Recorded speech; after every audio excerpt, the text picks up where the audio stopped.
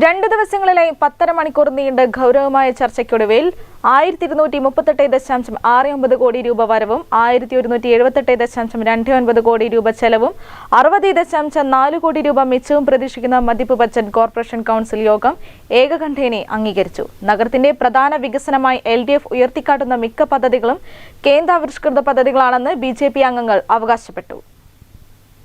വസ്തുനികുതി, തൊഴിൽ നികുതി, ഭൂമിയുടെയും കെട്ടിടങ്ങളുടെയും വാടക, D&O വ്യാപാരം, കെട്ടിട നിർമ്മാണം എന്നീ ഇനങ്ങളിൽ കാലോചിതവും വസ്തുതാപരമായ വർധന ഉണ്ടാകണമെന്ന UDFിലെ MC സുധാമണിയുടെ ഭേദഗതി അംഗീകരിക്കാതെയാണ് കൗൺസിൽ യോഗം ബജറ്റ് അംഗീകരിച്ചത്.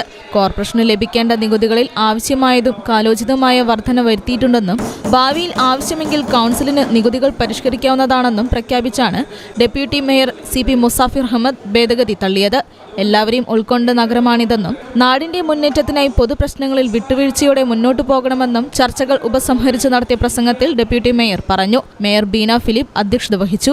ഭാവിയെ മുൻപിൽ കണ്ട് യഥാർത്ഥ ബോധ്യത്തോടെ അവതരിപ്പിച്ച ബജറ്റാണിതെന്നും അംഗനവാടി കുട്ടികൾ മുതൽ വയോജനങ്ങൾ വരെ സമൂഹത്തിലെ എല്ലാ വിഭാഗത്തെയും പരിഗണിച്ച ബജറ്റാണിതെന്നും LDF അംഗങ്ങൾ വാഴ്ത്തി. സംസ്ഥാന സർക്കാരിൽ നിന്നും വിവേചനമാണുള്ളതെന്നും 150 കോടി രൂപയാണ് കോർപ്പറേഷന് സംസ്ഥാന സർക്കാരിൽ നിന്നും ലഭിക്കാനുള്ളതെന്നും ഇത് വാങ്ങിയെടുക്കാനുള്ള നടപടിയൊന്നും കോർപ്പറേഷൻ ഭരണാധികാരികൾ കാണിക്കുന്നില്ലെന്നും UDF അംഗങ്ങൾ കുറ്റപ്പെടുത്തി. നഗരത്തിന്റെ പ്രധാന വികസനമായി LDF ഉയർത്തിക്കാട്ടുന്ന മിക്ക പദ്ധതികളും കേന്ദ്രാവിഷ്കൃത പദ്ധതികളാണെന്ന് BJP അംഗങ്ങൾ അവകാശപ്പെട്ടു.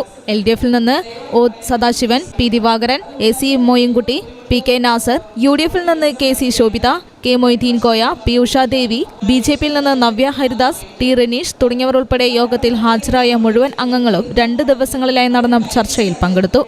News bureau, Kozhikode.